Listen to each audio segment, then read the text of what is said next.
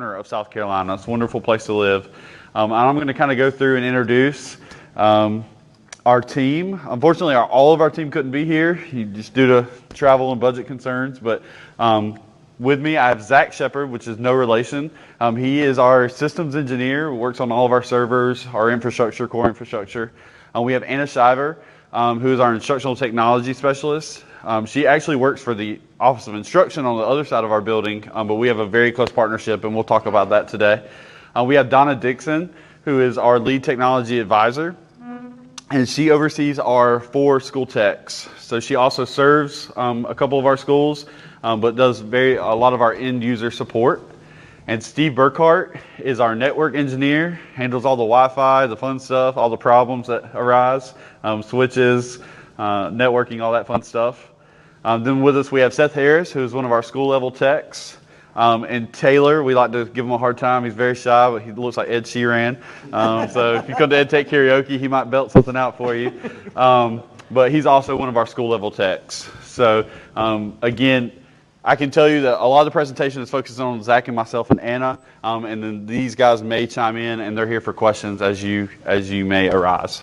Feel free to speak out. We're very easygoing, I promise. So we're going to start with a short video clip just to kind of talk about IT in general, and especially in the K-12 world. Where's the sound? As much as they want to. We've had a lot of sound issues this morning.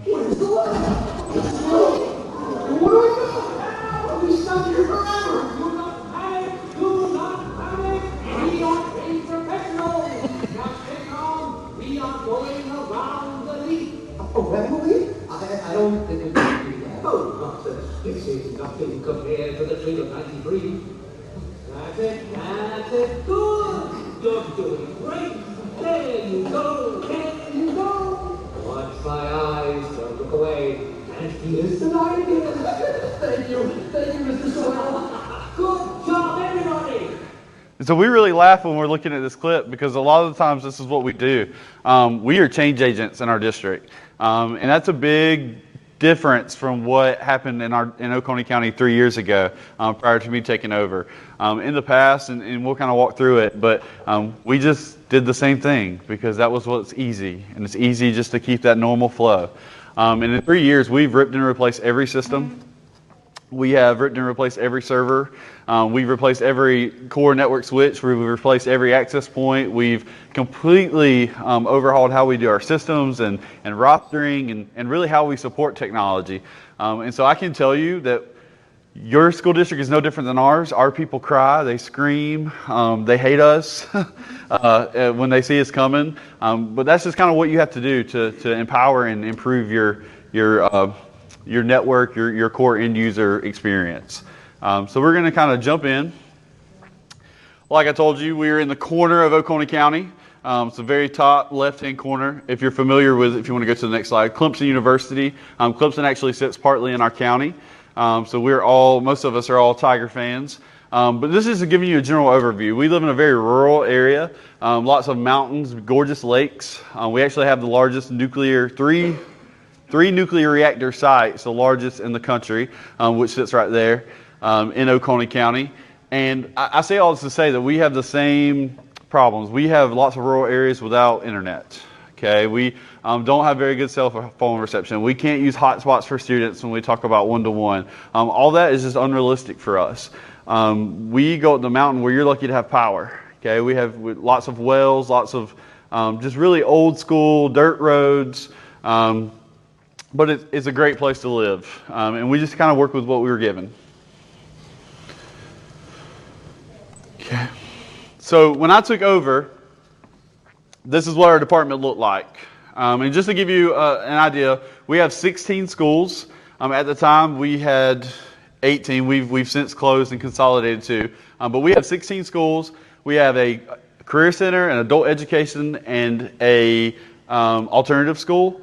And then maintenance. So 21 facilities, and we have 4 techs, a system admin, a department secretary, and 2 cable techs supporting all of that. And so as you can kind of imagine, it was a nightmare. we have grown, and not really with adding a lot of money to this kind of setup. We now have an information systems manager. She was previously in instruction. We pulled her back. She does our SIS, so Power School, data, all the fun reports from the state. And we actually hired a position under her to help support that with database, who helps Zach with rostering programs and moving student information. We added the lead technology advisor, which is Donna, and she oversees the school techs. And then one of the biggest things that we've done is we added 3 student interns. And I'm going to tell you right now, if you're not hiring the students in your district to work, you're making a critical mistake. It's cheap labor, number one, but number two, they are so intrigued and so have just a passion to learn. We have 3 high schools. We have a kid from every high school that works in our district. And I can honestly tell you that the momentum that they bring to our team is unbelievable. And I'll jump in as well. One of the interns is very focused on programming, and he helps a lot with the back end stuff that we work on every day, delivering student data everywhere. But you shouldn't put them in a box. At first we were kind of like, oh, they can help us, just replace some Chromebooks or replace some screens. But several of them were very driven, and it's almost helped their career going forward here. When they go off to college, and it really helps to move that forward and help those kids learn this. And I will say one of our interns is going to Clemson University right down the road, and was offered a 4-year internship. It was a huge deal at the university level there, and he turned it down. He's going to continue working with our school district. So just a very positive program that we've tried to cultivate. We talk a lot in South Carolina about being college and career ready, and we work a lot with our local businesses trying to get our kids internships. It starts with us hiring our own kids. And so I would love to share more information with that if you're interested in going down that road. We had fears ourselves, but it has been very positive. We also have our network engineer, department secretary, and two cable technicians. I can honestly tell you that we really just kind of revamped and moved money around within our budget to make these things happen. We were already paying for a lot of stuff. We were paying for extra help to come in over the summer. We just really looked at the bottom line, the total cost of ownership, and just moved some stuff around to make this happen. And I'll tell you, I want more staff. We all do, but everything you see here, we've done kind of building this out. So from the outside looking in, when we started, and I'm not a reader, but I think this is very important to kind of go over. We had very much siloed initiatives in our district. So our finance department handled their things. They had their servers, their finance servers that we just kind of helped support. But they made their decisions about that. Our HR department, they made their decisions. We had separate systems. Our instructional department made their own decisions. Even down to the school level. All technology money in our district was allocated out to schools. We made no purchasing decisions. We only approved devices. So we had schools that had teachers with no laptops. We had a school where literally you could go in the afternoon and see teachers taking a desktop in their buggy to load in their car so that they could go home and work on their stuff over the weekend. Up to other schools where teachers got new laptops every 2 years. So there was a lot of inequity across the district, just because when you throw in Title I and Perkins, Kate, and all those funds, it just really, we have to have a level field. So a lot of siloed initiatives going on. We had the keep it until it dies mentality. You'll see my first year, one of my main goals was to get rid of Windows XP. Okay, that's 3 years ago. And some of you still have it, I'm sorry, but I can say they're gone. Also, Microsoft Office Server 2003. That was quite heavily across our district. 2000. And 2000. Disaster recovery literally sat beside the system. So we have our main systems, our core SANs, and our backup was sitting directly beside it. In some cases, and that falls onto also the silent initiative. So when the finance server buys, their physical server 4 years ago, they're not thinking in 4 years, we need to go and call Dell and get quotes and replace. No, they just, it's there and it's what they want and they don't want to change it. So we had external hard drives plugged into servers doing DLP backup for our entire, and that's payroll. That's how you pay. That's all kind of data we have to keep for 60 years. So it really becomes an issue. Full admin rights for all users. That's that goes back and forth. Some districts allow that and some don't. We did, and we had a lot of issues with it. And so that's just kind of what it was when we started. Lack of policy, there was nothing written. When we took over, and I'll be honest with you, and he may see this video, our previous director is on our school board now. He retired after 41 years and is now on our school board. He did the best with what he had, okay? When you have such a small team and technology grew so rapidly, you do the best with what you can. But there was nothing written down. When he walked out, he handed me one sheet of paper, okay? One sheet. That was it. Didn't include very many passwords, and I will tell you, the number 2 in charge at the time left within a month of him leaving. So the entire technology department of anyone knowing anything walked out within a month and was gone, with no documentation, no passwords, no system. So you can imagine our first year. It was lots of fun. But again, that goes to the lack of documentation, and we were really reactive. So when I came in, we were reactive, and we weren't making proactive decisions. We weren't planning ahead. And so that's something we get to. And I should add, I'm going to jump in here. I'm not a tech guru. So when I talk through this stuff, I will tell you, everything I know, I've learned myself. I was a previous elementary school teacher, turned instructional technology coach, turned technology director. Really didn't want this challenge, but I can tell you just from experience, and I did networking on the side for fun. It has been crazy. So picture this. You're a superintendent and you hire a 24-year-old kid to take over a department with 10,500 kids and 2,000 staff members, because that's what happened in Oconee County. I was a baby, and I've gained about 70 pounds and a lot of gray hair since then. So go ahead. So the first thing we're going to talk about really is building your staff, and it's okay. You don't have access to it because it's online. Okay. While he's pulling this up, I'm just going to tell you, your staff makes or breaks you. Okay, you can have all the greatest technology in the world if you don't have staff willing to work with people and willing to go outside what their job duties are. I can tell you that the 12 people who work for me, not one of them says that's not my job or that's not an area we do. We pitch in. We are a team. We are collaborative. Really, don't worry about it. It's fine. What this picture was, it was a video of my son humming along to "Life is a Highway." He was like, and he gets to the part and he jumps in with full words. Life is a highway. What I'm here to tell you is, as a leader, you don't have to know how to do everything.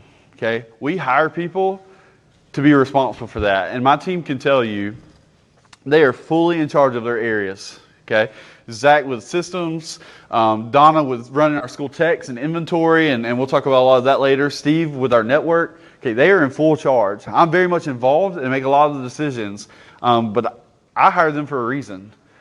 Anybody we hire, school tech, we hire them for a reason, and that's to do their job. Now, we give guidance and we give training, but if I can't trust you, I'm not hiring you, point blank. And I will say we're very collaborative. How many of you take over an hour for lunch every day? Anybody? I can tell you my team takes about an hour to an hour and a half every day. Okay, but why? Why do we take that long for lunch? It's our team meeting. We have a team meeting every day. Our team comes together at lunch every single day. My department secretary, our school techs. Are there days other problems are going on and we don't all make it? You're darn right. But our district pretty much knows from 12 to 1:30 right there. If you need us, you're just going to have to call our cell phones, because we are talking about problems, we are planning, and that's the only time we can, because we work in a field that we can't plan ahead. You guys know this. You come in to have a meeting and the Wi-Fi's down. You come in and a server's died. You come in and there are 15 billion other things going on, and it needs to happen now. And so one of the things that we've really done is protected our lunchtime. We have to eat, okay? And we want to spend time together. And it's expensive. I'm not going to lie to you. We eat out every single day. But it is something our team has bought into and invested in. And it provides us, number one, time to spend together. Number two, time to vent. You all know there's those people that just, and they send you that email, ... And so it's just really a good time for us to build that relationship to help support our schools. And you can see here we like to have fun. Yeah, we Okay, do. you're fine. Okay, so vision and goals. This is important. I'm going to read this quote to you. To be an overachiever, you have to be an overbeliever. Dabo Sweeney, again, Tiger fan. But really, you can't sit there and think, well, they're never going to let us do that. They're never going to approve that. They're never going to, go for this. Because if you don't believe in it and you're not standing behind it 100%, your administration above you is never going to go to it. When I wanted to add staff to our team, I didn't go with one plan. I didn't go with 2 plans. I didn't go with 3 plans. I went to my district leadership team with 5 plans for how to work that out. Okay? They turned down the first one. They turned down the second one. And by the third one, I told them I was going to keep coming back until we figured it out.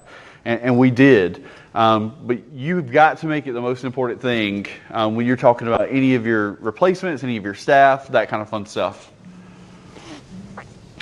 And so we really look back and set our priorities. Okay, so our priorities in our district, and I tell my kids this because I still go out and speak to kids. We do all kind of fun stuff collaboratively across our district. But our main job is to keep all students and staff safe. And our main job, that's why there's 2 number ones, that's not a mistake, is to support the learning environment. Point blank. Okay, those go hand in hand. And we'll talk about the challenge, but security versus usability. That's just something that we have to balance. And unfortunately, a lot of times we have to go with security. And our end users don't necessarily always understand that. But then we want to use technology to optimize, everything. I can tell you that we were very outdated, and Zach will talk when we get to the core infrastructure about how we changed our processes, how we changed our systems. I can honestly tell you, if you walked into payroll right now, our payroll director has a comic on her door. What does it say, Zach? Oh, technology says that it's a cat, and it's like, and it says me every time technology comes to payroll. Okay, because she knows like we're changing something or we're looking at a different process. We're not storing social security numbers sitting there in that open database that you've been used to for 20 years. Okay. That also comes from the silo.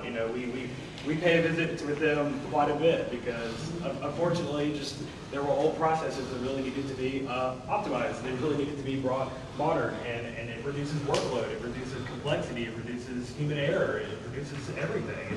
It really brings forward how they can work more efficiently and effectively. Go ahead. Anyway, we'll talk more about that. Here's a quick little word graphic here that just shows you. We just literally sat down and typed up like 15 different things that we did that day. Just all these things that we're responsible for, and that when you're in a school and the smartboard's not working or the panel's not working and they need it right now, you also have to think about all these other things that the department, and we try to explain, I want to fix this right now for you, but I also have this. And so I will say one thing that we really do to our staff is we tell them we have a schedule for our techs. They're supposed to be, in school, Blue Ridge Elementary, Monday morning until lunch. But we also do a big notifier that is subject to change because we prioritize. Remember, our main goals are to keep kids safe and to support the learning environment. So if your document camera isn't set up versus a teacher's full interactive panel has died, okay, and has no display for their classroom, my team is trained there to go to that display. Okay, you can survive without a document camera. It's really hard to survive without having any sort of display in your classroom, or if the internet's down, or the million other problems that come up. And to our end users, that's really hard because we have such a small team. We have 5 people supporting 21 locations, but it's all about teaching your staff to prioritize.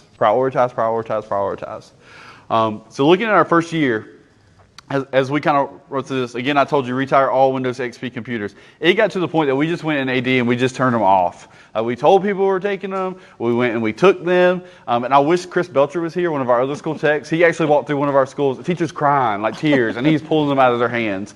And we hate to be the bad guy, but they have access to other technology. We are not a poor district. We are not a district lacking in resources. We are a district who wants to hold on to everything.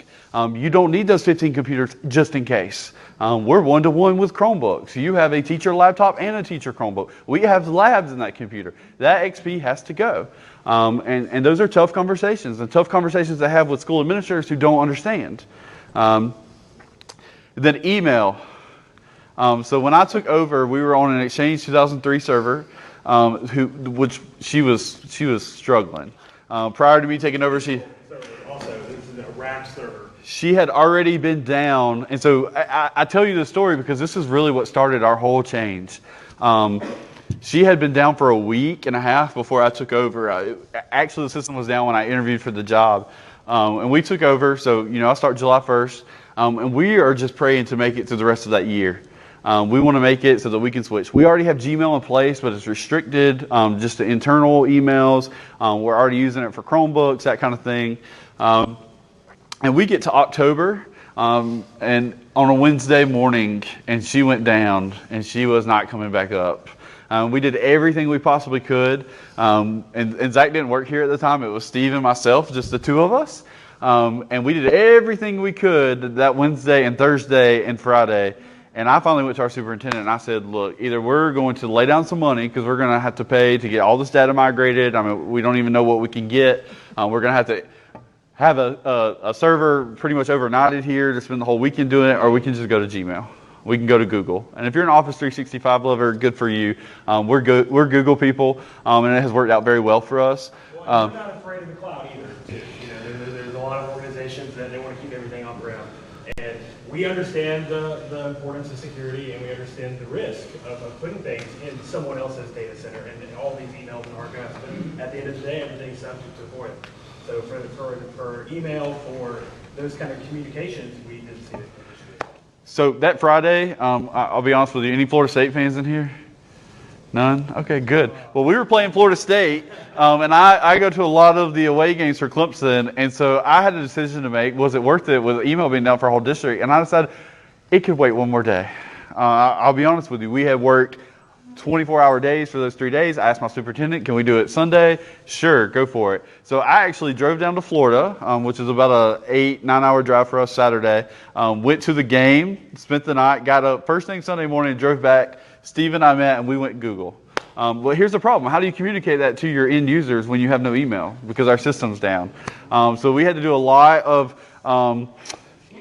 having text messaging our principals and letting them know. And really that's what sparked the whole idea in our district was, wow, one system can cripple us, okay, with no backup, with no plan.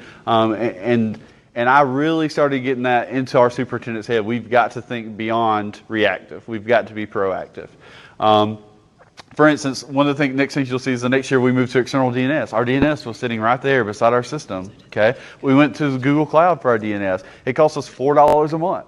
Okay, and keeps our critical systems, our email coming in, even if something's wrong in our data center. From Google Cloud, it's redundant. It's got, it's not all having to come back to Oconee County, South Carolina to find where to send an email. Help ticket overall. How many of you let your end users put in help tickets? Like all your teachers? Okay, good. That's not something we did. We had to go through a point of contact in the building, and I know there's a lot of districts who do that. So I actually built a very complex Google form, which worked up until the end of this past school year. And we didn't have the money for a ticket system. The one that we were using paid per user that you put in, and it just wasn't something we could fit in the budget. So we went and built something that worked. And it worked for 3 years, and we struggled with it, and we modified it and we adjusted it, and then recently we bought JitBit, which has been a night and day difference, but it got us by, so we survived until we could get there. But to our teachers, being able to actually put in that they need help and not having to go through somebody and fill out a form, and it's quick, a couple buttons. And for our techs, it really allowed them, if they're sitting in a school, what was happening is something was wrong, but they're having to go through this process, so it takes another day to get it in the system. They're sitting right there. They can go help. What's really nice also about the new ticket system we bought is it has a web interface, right? So you can go on your phone and put in a ticket, or you can even just send an email. So it really makes it accessible and easy for people to. Now you always get you close the ticket and they respond back, thanks, and then it's open again. Or yeah, it just kind of works. So thank you so much for doing that. It keeps reopening, but it was really been a 9-day difference. And I'll touch on wireless APs. That's something we had already planned for a one-to-one initiative, but we didn't have an access point in every classroom. Our wireless infrastructure was struggling. So, of course, and a lot of this we've utilized E-rate. We went through plans, and it says first year, but there was, it was towards the end of our first year we were getting there towards putting in an access point in every classroom. But our biggest thing is if you're a Power School user in here or your SIS, we were hosting on site with a load balancer, 2 servers, and really just struggling to keep up with it. Again, you see our small team with South Carolina does a lot of customizations in our SIS. And so we were having to take systems down and do all these upgrades, and I'm talking 7 and 8 hours a week. And so, Any Power School people in here? Anybody that uses Power School? Okay, yeah. What And is so- this in general? Anybody just shout one out? Infinite Campus, yeah. so we actually had our Power School migrate to hosting, which was a scary, you hear the good and the bad, and some people. I'm here to tell you that, we're just into our third year, and we have very little problems, and it took a lot off of us. And again, we started thinking about that. Be proactive instead of reactive. What happens if there's a disaster and we need to get in contact with students? So we need to have information, and those systems are sitting downstairs. Okay, the size of those systems. What is it going to cost us to protect them, to protect our physical area that they're in, and to back them off site? What does that look like? What money are we investing in? And for us, it was a no-brainer to go to cloud. Remember also DNS is the fabric for everything. So when the time to live is set to only, an hour and there's a power outage and we have an issue in our data center, people can't get to our website. People can't send us emails. It cripples us. So being able to move things to the cloud really made sense. Okay, and then in our second year, we implemented one-to-one. Okay, so it's crazy. Remember, I just started. We have all these issues. We just put a wireless access point in every classroom and replaced all our switches. Bam, we're one-to-one at our high school. And that's pretty much how it happened. Critical mistake we made, we ordered our devices too soon. We bought them in February for the rollout of the next year because, we were promised an extended warranty. Do you think they followed up on that? No. Get it in writing. You live and you learn. We move on. But we went one-to-one in our high school. Did a great kickoff. We had Alice Keeler come. We did a full PD thing and really ran with it. But one of the areas we struggled with is PD. And Anna will kind of talk about that and how our plan has evolved for that. But that just adds to it. We added thousands of devices, 0 staff. Okay, so that's where the students have started to come in. ID access cards. We have 2,000 staff members. We had almost 5,000 active scan cards in our system. They had never been audited. So we talk about school safety and we do code red drills. Our code red drills are actually a model for the state of South Carolina. All these things are great unless someone picks up one of those scan badges in the Walmart parking lot and it tells exactly which buildings it has access to, and they can go scan in the door 24 hours a day, 7 days a week. So we did something crazy. We deleted every access card in our system. Every head card. Every single one of them, okay? Wiped out. Our teachers were pissed. They can't get in, they let you know. Because we did it in the middle of the summer, okay? Well, they're wanting to set up their classrooms, and they're wanting to come in. I'm sorry, you're going to have to actually knock on the front door and have somebody let you in. We had a plan, and I will tell you, it's probably one of the smoothest things that we've done. But we went to each building on the first day of school, and we scanned their badges and reassigned them. We also moved to giving a new ID card every year. So our access badge and our scan card are 2 separate cards. Because what happens if a disgruntled employee from a year ago, if we've had the same ID badge for 10 years, there's tons of those out there. So we've moved to a yearly system and kind of updating that. And we were able to do that because we've automated everything. Okay, so when we talk about adding all these tasks, we automated our ID cards to tie into Power School, to pull pictures, to pull information. We had a secretary who was manually creating AD accounts, manually creating emails, manually going in and doing the syncs. We've automated that. From the time a kid or a student enroll or a teacher start, within an hour, Power School syncs to the AD and creates the account. Within another hour, they are have their Gmail, they're on all their email list, all that fun stuff. And then really within a 24-hour period, we'll show you they're rostered into every program we have in our district. And guess what? We're not paying a penny for it. Okay? So for the ones of you who are paying ClassLink and you're paying all the things, we've looked at that, but that's an astronomical recurring cost that we just couldn't take on. And so this brainchild over here, Precious, we wrote custom scripts and we do all that in-house. By the end of this summer, when a new employee is hired, okay, we're actually working on a new application system. Our HR department will be able to hit click, hired. It will flow into our finance software automatically and then flow into Power School automatically and create all those accounts. So we're actually physically not touching it in multiple departments. Okay, so that cleared up an entire position. We had a secretary who literally just did that all day, who can now focus on other things. Okay. Her job. Do y'all want to tag into that at all? I was just going to say she could do her job instead of all the other stuff. Okay. We did radius authentication. So anybody here, they're going to kill me, they don't even know I'm telling this. Anybody here ever dealt with the Department of Homeland Defense? No? Okay. So we had an open Wi-Fi network. And again, you think, well, you're in year 2. Well, remember, all these systems, no documentation. We're struggling, okay? The Monday after Father's Day, I went and saw The Lion King for Father's Day. It was great, peaceful. Walking on Monday morning, and I'm escorted out of our office by the Department of Homeland Defense, the FBI, and the local sheriff's department. Okay. I spent 7 hours in their custody, hooked to a polygraph machine, trying to confess that I didn't do anything wrong on our network. Running Windows XP. Yeah. Okay. What had happened is that Charter Communications didn't update an IP address.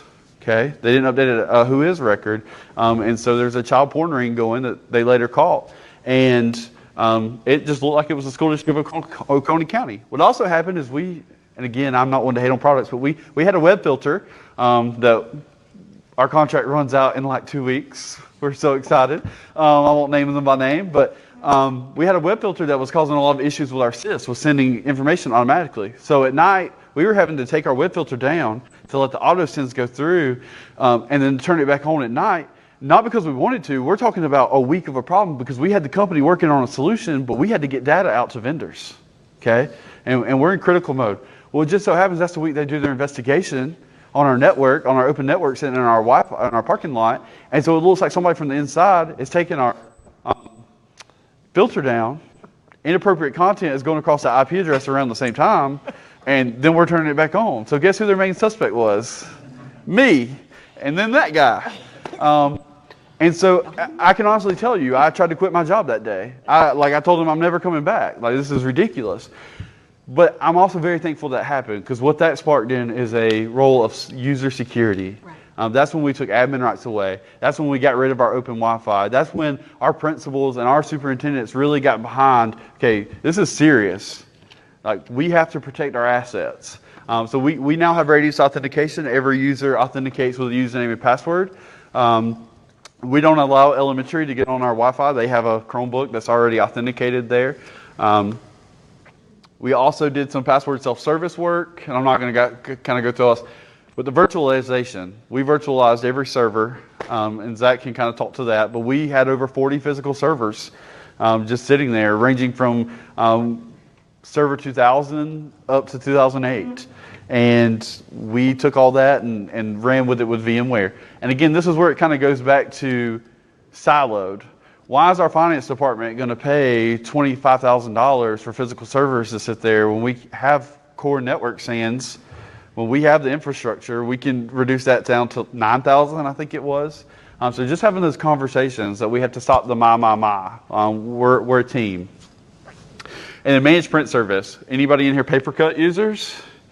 If you're not, oh my gracious, it's the best thing that we've ever done in our district. And I'll tell you, we spent so much of our time on print issues. And so before we bought it, I ran help desk statistics from those Google Forms that we were using.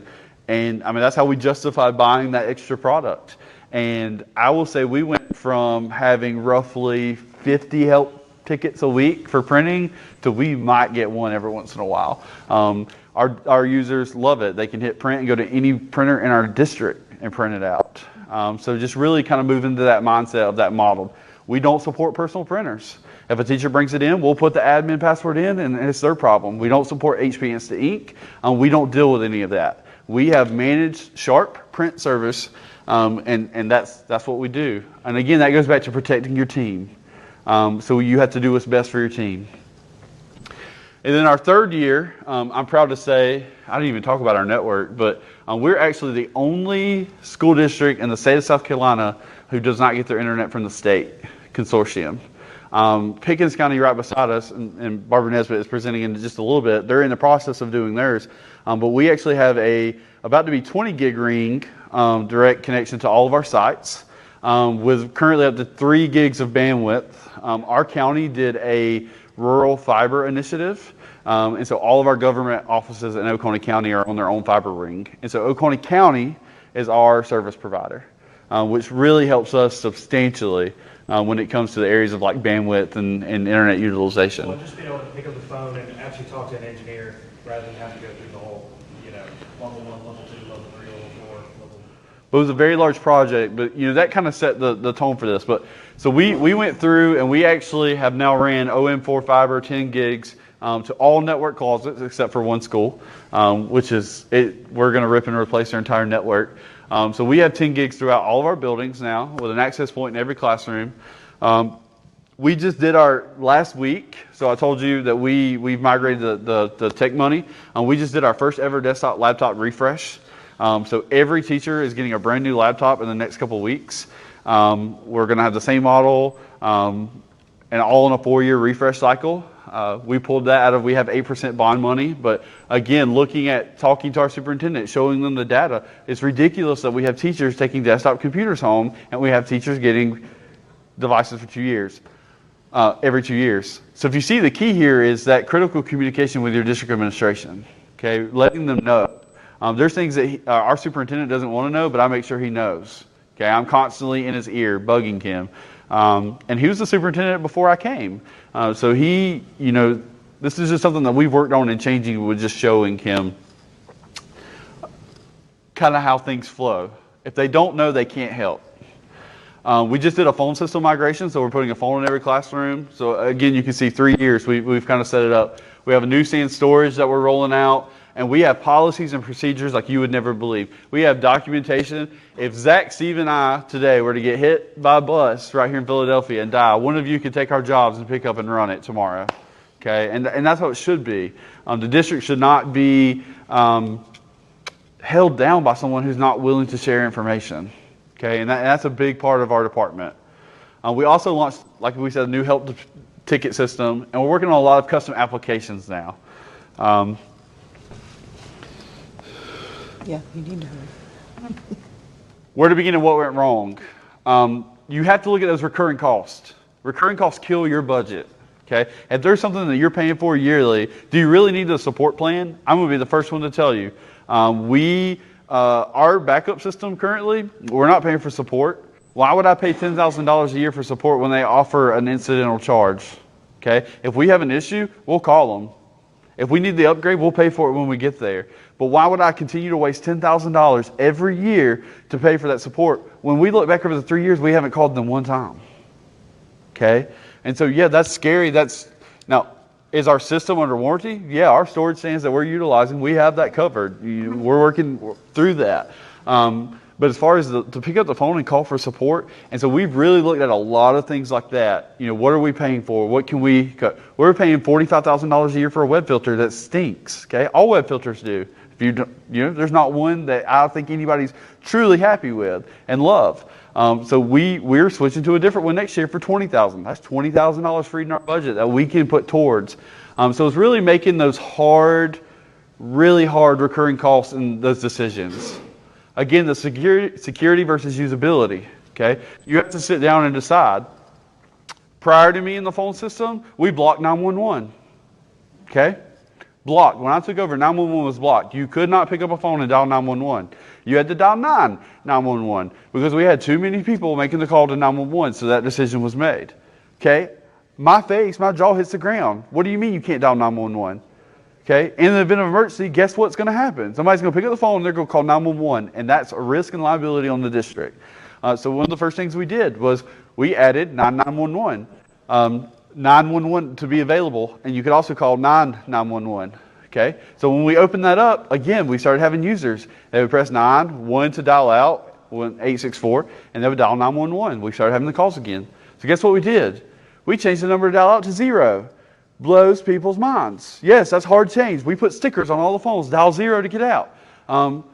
But a little inconvenience on us to stop the calls for 911 because our local authorities were really ticked off at us versus blocking 911 for the event of emergency. So you really have to take that security versus usability. Okay, if it's hard on you, I'm sorry, but we're going to do what's best for kids and what's best for our district. Our new phone system, you don't have to dial a number to get out. Okay, you can just pick up the phone and dial. But it's looking for things like that. And it took us 2 years to find that 911 was blocked. Like, I didn't pick up. We weren't doing regular tests. It wasn't, the phone system was there and it was working, and it wasn't one of the other core systems that we're trying to look at replacing at the time. When to say no. Okay. If you're a leader in your district, you have to say no. Okay. We say no all the time. I feel like I say no more than yes, and I hate it.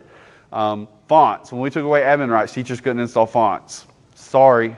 Okay. You can keep fonts. Faxes are F words in our district. Do I understand that they have pretty little fonts and they want their pumpkin S? I would do. I was an elementary school teacher. I get it. But at the same time, we haven't moved to the new Microsoft Image, the latest, where they can do, just because of issues with it being so manageable. But,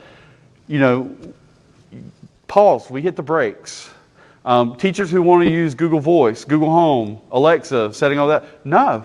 Number one, there's security concerns coming out of our state for FERPA and HIPAA and all those fun things, with our children being under 13 years of age sitting in a classroom being recorded. But number two, we don't have the staff to support that. Okay? We say no to printers. You have to say no. You have to protect your staff. Do we want to support the learning environment? You best believe it. And as the first person to know, I will do anything we possibly can to make things work for our kids. But if it's going to cause crazy, abnormal amount of work on our team, we just can't do it. So you have to learn when to say no. And not just the teachers. I will tell my superintendent no in a heartbeat. Okay? He walks in and he wants something done. If I don't agree with it, no. If he wants to fire me, that's his decision. If he wants to go around me and do it, that's his decision. Am I respectful about it? Yes, but they can tell you. I will flat out tell him no. Locking computers. Teachers don't lock their computers. I walk in my superintendent's office and his computer's unlocked. I locked it and I call him out on it. Okay? We do password. I randomly, of course we do phishing email attempts and whatever, but a lot of times when I'm working on somebody's computer, I'll say, "Now, what's your password?" Just to see if they're willing to give it out, because our policy says you don't give it to anybody. I can tell you, I'm sitting in my superintendent's office. What's your password? Change it. You're going to change it right now. And again, that helps to build that relationship that he knows what I'm talking about is serious. It's not an exception for the superintendent. It's not an exception for our school board. If it's a policy, it's a policy and we're going by it. Okay? And that's a big piece of that. Because if you let the superintendent slide, then he thinks it's not as important as it really is. And he thought about flying up here. I would say that with him sitting here. Managing expectations and downtime. I'm sure many of you get the same emails. Okay? 1 a.m. Why is the system down? I need to work on my students' IEPs. It is a Sunday night going into Monday at 1 a.m. That's why the system's down, because we have to have downtime.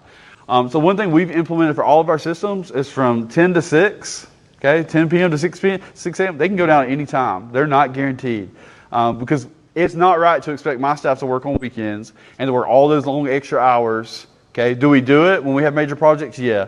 But we shouldn't have to come in at 11, 12 o'clock or VPN and say, we schedule things and we do it. And so you have to tell your users there is downtime.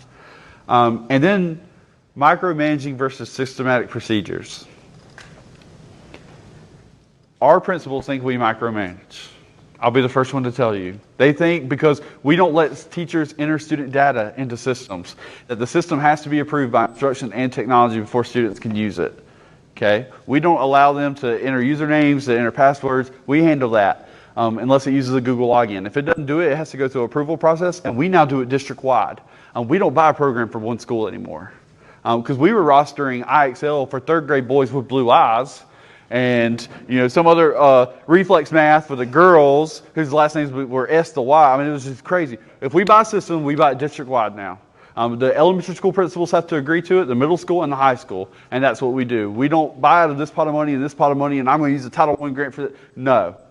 Okay? They can't support it instructionally. They can't go into a school and help them use data, because what happens when you're doing programs like that is they're babysitters. Okay? If you're buying a program for a school and your instructional department is not helping you to look at data and look at how it's utilized, it's babysitting. They are telling those kids to get on that program so that the teacher can get a 10-minute break. The teacher deserves a 10-minute break, but we shouldn't be paying $60,000 for a program to do it. Okay? So I go back to our principals think we micromanage. We call it systematic procedures. If it is something that we have to do district-wide and support district-wide, we need to have procedures for it district-wide. We shouldn't do Chromebook turn-in one way at this school and one way at this school and one way at this school and we have procedures, and that's what we follow. And it's taken 3 years to get that in some of their brains, and some of them still don't know it. They still scream and cry. But that's how we do it, and we don't back down. And then another thing to note, especially for you district leaders in here, is that technology is not classroom management. Okay? Classroom management, here's some Harry Wong for you. So if you went through education, an effective teacher manages the classroom and an ineffective teacher disciplines the classroom.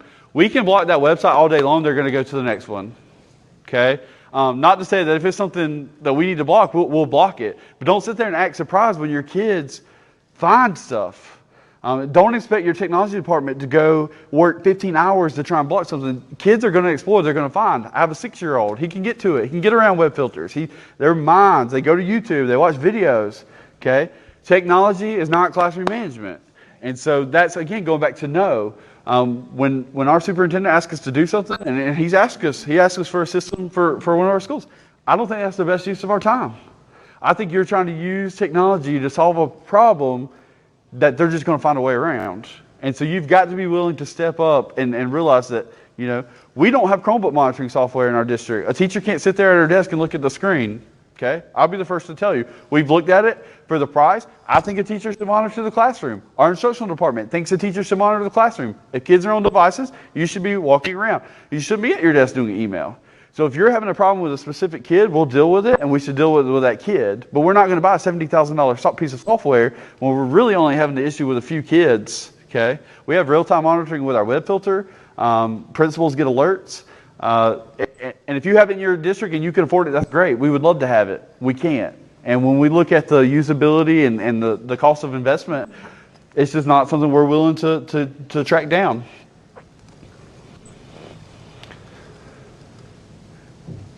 So this is a big piece. We kind of put this here, when the lights are off, how can you see? Before we ever set up any kind of network monitoring, the first inclination we got that something was wrong with the infrastructure is just somebody called, hey, the internet's not working, hey, my Wi-Fi's. We have 4 TVs set up in our office that give us, it's all powered by PRTG. I would look it up if you are so inclined. It was about $1,000. It's fantastic software. We added in every single switch, every single server, every single endpoint, every single piece of equipment that is critical to our district is added in here.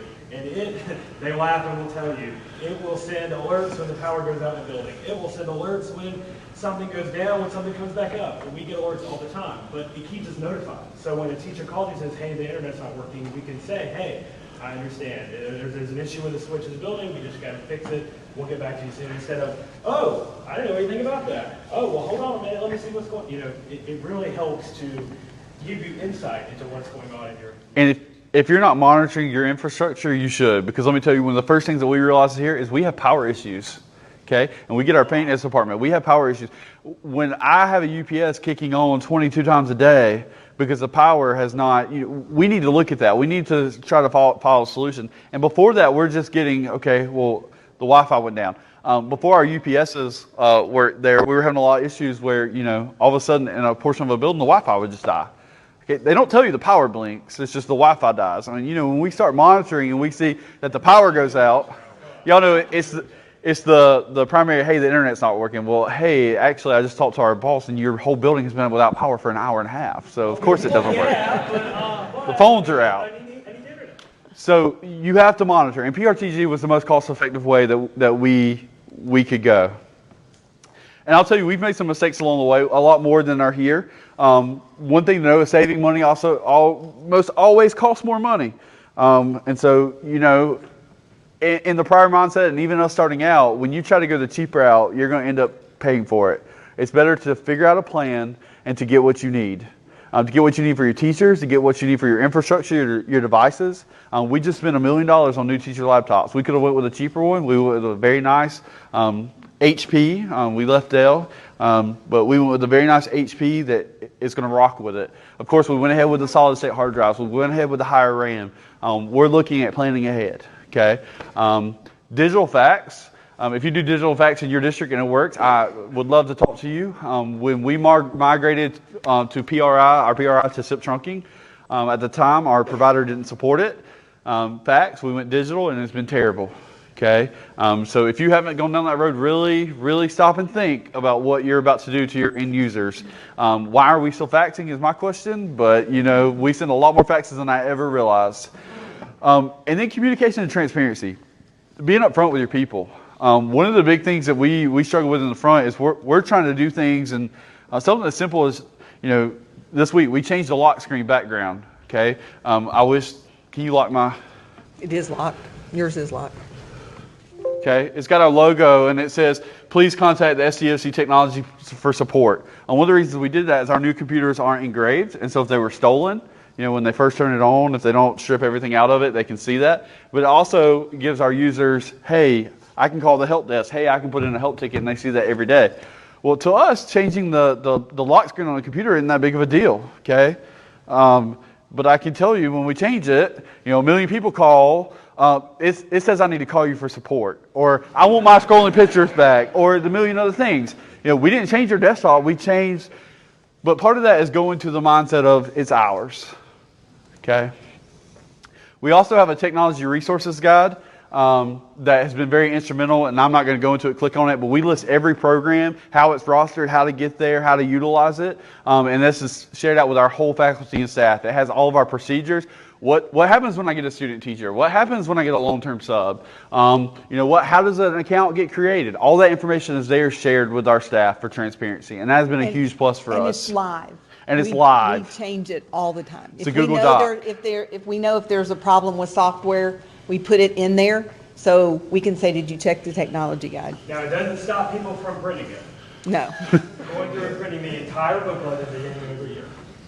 Another thing that here, and I won't run through it, but we provide how every system in our district is rostered. And what time does the SFTP run? When the kid enrolled at 8 o'clock and it's 8:15 sitting in my class, why isn't he in Discovery Ed? We push teachers here. We give the information. And for a lot of them, they don't care. But for the ones who do, you can say, if you're wondering, this is how the cycle works. And that has helped to answer a lot of questions. The available way too is say, this is how complicated the process is. It's not just me adding that kid in there. It has to go through step 1, 2, 3, 4, 5. I mean, it's a lot.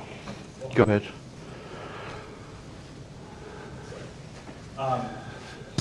So I'll tinker a little bit here, just kind of run through this pretty quick. So we definitely tried to automate everything in our district.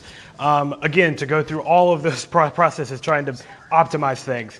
So there's basically a script that runs and pulls from PowerSchool to add users to Active Directory. That's our core. That's where everything comes from. That's where all accounts are set up and then put into Google. We went through and tried to, as Josh talked about earlier, automate the door access system, automate Destiny and our SIF agent. We're paying $7,000 a year to add students into Destiny. Set up a script in a week. We're saving $7,000 a year now. I mean, it's a no-brainer. Staff and student ID cards, all that data gets pushed as well. Go ahead. So like we were talking about earlier, we had over 40 physical servers. Some were up to 15 years old. All had various hardware issues. RAID was screwed up on several disks. We had a mix of switching and wireless equipment. So we had any from Cisco to Aerohive to Brocade. There was no standard. There was no uniformity. And that's what Josh was talking about earlier. We tried to move forward and keep things standard. It helps with support. It helps with everything. And again, no central storage or virtualization. So we had, again, an entirely physical infrastructure. If you want to go through it, Anna. So this is what our server room looked like before. Okay. That rack right there was PowerSchool, all of that. And if you see these two very, very expensive pieces of equipment right here, those are two $40,000 SANs just sitting there. Again, still. And you can't look in that back room. There was about 3 more racks of servers in there. And again, there's email, camera servers. I mean, you name it. Now, it's all in one pane of glass. We've taken 5 servers, totally virtual. That's our entire district now. That's the entire. That's the room. No, we showed you this room. Now, we want to show you what this room looks like now, but these are our new computers that are rolling out next week, or the next week after that. So we have them stacked in there, ready, imaged and ready to give out. Our 3 interns actually imaged most of our 1,100 new laptops. Yeah, unfortunately, you can kind of imagine, The room was empty. The room was empty, but, every school district can never have enough space. So, hey, we reutilized it. Quick thing about backup. Previously, our backup was only at one place. It was never replicated. And if you notice in that room, we don't have raised floor. We don't have Halon. We don't have things a typical data center has. If there's a flood, it's gone. Fire, gone. So now we are replicating everything. We repurposed all the servers, resold all of that stuff, and we were able to use some of the extra equipment to do a replication offsite. And I'll kind of jump in there. Our offsite backup is with our internet provider, Oconee County. They provide rack space across the district on our same network, so we're not paying extra for that. And when we look at our risk, we don't worry about hurricanes where we are. We don't really, tornadoes aren't really, we worry about fire and floods. And so between the two of those, they're not going to hit our two systems. In our new contract that goes into effect July 1st, we'll actually have rack space with Clemson University. And so we'll be able to house our backup in their DRP area. Yep. And the biggest thing also is set up email alerts that are meaningful. We got an email alert every night from our backup system that every single backup job was successful. So you can all imagine when something actually went wrong, your typical thing is to just ignore that, to just swipe it away. And so Talk fast. if I could, we're going to try and move forward real quick here, but if I could say anything, it's the automation is key, and that is really what modernizes your district and helps you move forward. And I'll be glad to talk with you, any of you about it, about the systems we use after. Okay, so really quickly, we have done a lot of talking about overhauling a system in 3 years. And what we have noticed in terms of our teachers and our classrooms is the professional development didn't move as quickly. So our teachers felt really overwhelmed by all the changes, in addition to how do I even incorporate one-to-one effectively. We've seen a lot of babysitting with technology programs and not a lot of engaging, meaningful technology integration. This is my first year in this role, so I got to come alongside and just kind of dive in head first. But in reflecting on just this first year for me and in our instructional department, we are going with a full-on focus of what are technology integration models. So your SAMRA models, your 3E, those kinds of models, and really educating our teachers in what does technology integration truly look like. How can we utilize the technology that you've been given at a better level? And so a couple of things that we just went through, we did some tech buddies through, that was an Edutopia article there, getting our kindergartners to build out presentations from research that they completed using our fourth graders to come alongside them and teach, where our teachers didn't feel overwhelmed, like they don't know how to do this, they can't do this. Our students are not afraid to push a button. They are not afraid to push it. Our teachers are terrified to push it. And so we have really been pushing the idea of push the button. They're going to push the button. You push the button. Don't be afraid to put yourself out there. Let them lead and guide. Students are immersed in technology, and we as teachers cannot be afraid to let them teach us. We do not have to be the leader of the room in terms of that kind of instruction. We can facilitate instruction, asking the right kinds of questions and those things. This is a picture of our principals, kind of getting acclimated with some Ozobots. We've rolled out new South Carolina computer science standards over the last 2 years. And so we are really trying to get our administrators on board with this idea of facilitation and learning. These are our district-wide technology programs that we have used. IXL Vocabulary and Discovery Ed, or K through 12, which allows us to streamline professional development on those ends. And then we have other programs that are up there for certain groups of students. And then we have Tech the Halls. This is an idea that we stole from Anderson District 1 in Williamston, South Carolina. But it was a fun initiative that got our teachers involved and our students involved with how they can integrate technology in meaningful ways. We gave out prizes.